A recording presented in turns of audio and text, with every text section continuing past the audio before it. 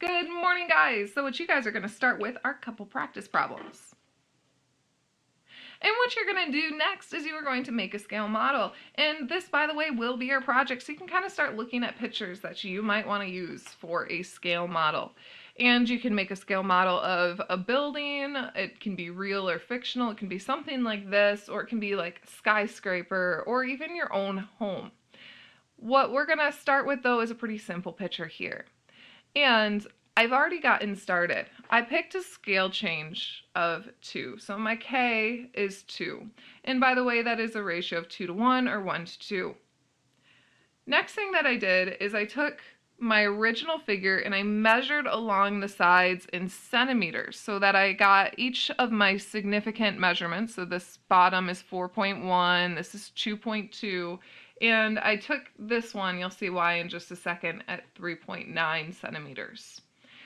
Then, on the same picture, I recorded my new measurements. So if I'm going to expand this building so it's twice as big, the 4.1 becomes 8.2 centimeters. 2.2 becomes 4.4, and 3.9 becomes 7.8. Notice that centimeters will be easier to work with than inches. If you want to work with inches, still go for it. Just be aware that you are going to make things a little bit harder on yourself.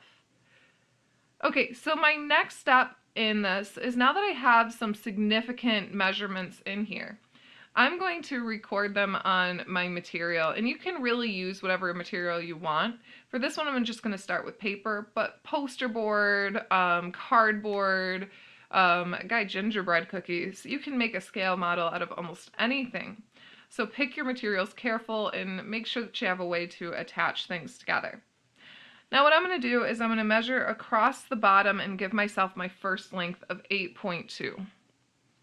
So 8.2 here is going to be a pretty long length, bringing me all the way over to there. Now that I have my first measurement down, what I'm going to need to do is get one of my sides listed. So this should be 4.4. You're going to have to make sure that you're actually coming off at 90 degrees. You don't want to, in building, get many measurements wrong.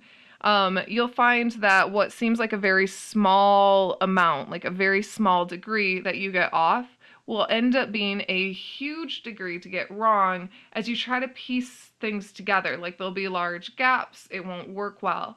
And while builders have ways to get around these shortcomings, it's easier to just measure a little bit more carefully.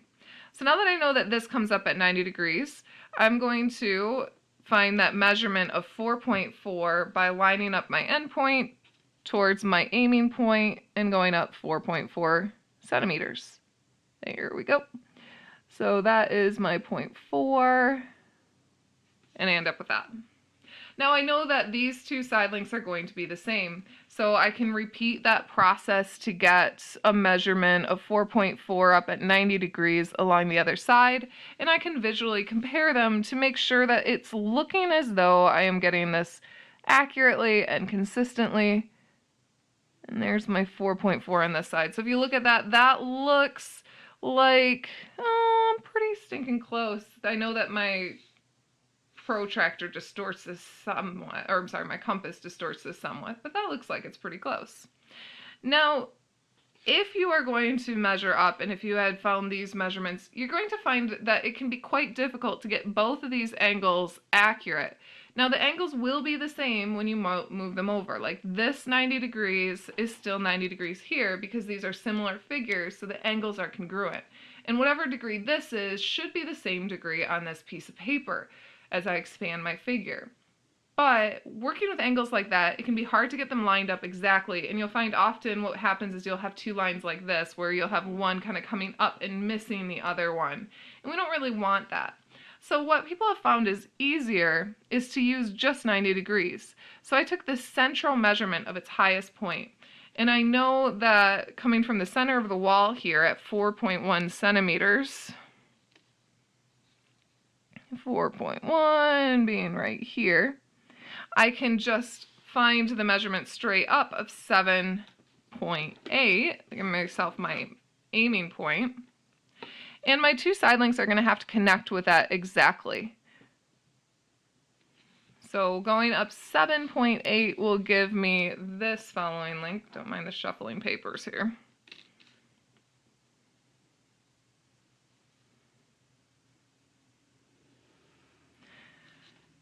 And all I'm going to need to do is connect this to my sides.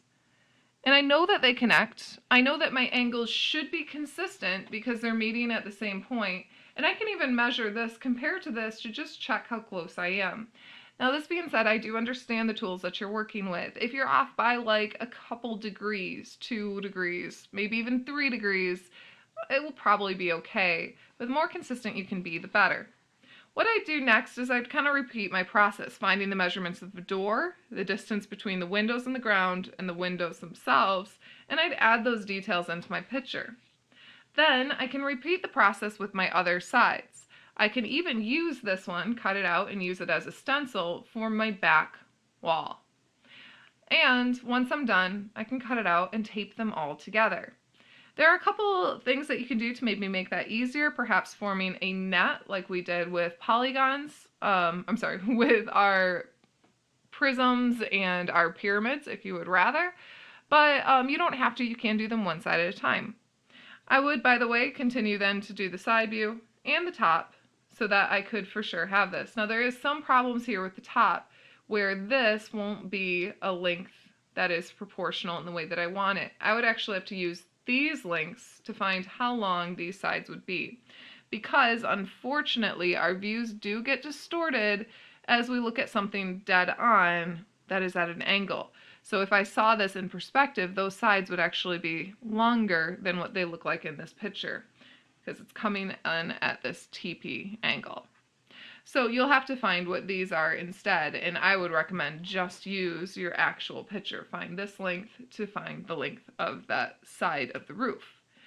But we'll get to that part later. What I want you guys to do is show me a picture of your scale of the side view versus this original one, okay? So go ahead and submit that one on Classroom today, and you will be good to go. In fact, you can even start looking for pictures of a building that you would like to find a scale model of, because that is going to be what you have to do for part of tomorrow's thing. Hope you guys have a great day. I miss you, and let me know if you have any questions.